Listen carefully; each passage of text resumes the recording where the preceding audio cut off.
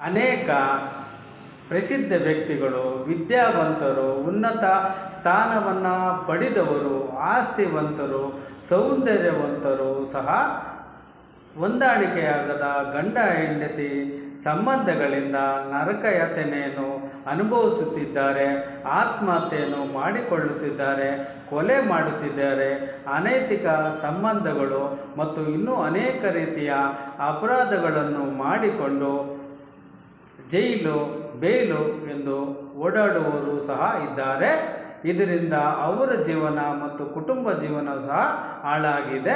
ಈ ಭೌತಿಕ ಪ್ರಪಂಚದ ಜ್ಞಾನವಲ್ಲದೆ ಆತ್ಮಜ್ಞಾನ ಸಹ ಜೀವನ ನಿರ್ಮಾಣ ಮಾಡಿಕೊಳ್ಳಲು ಮುಖ್ಯವಾಗಿದೆ.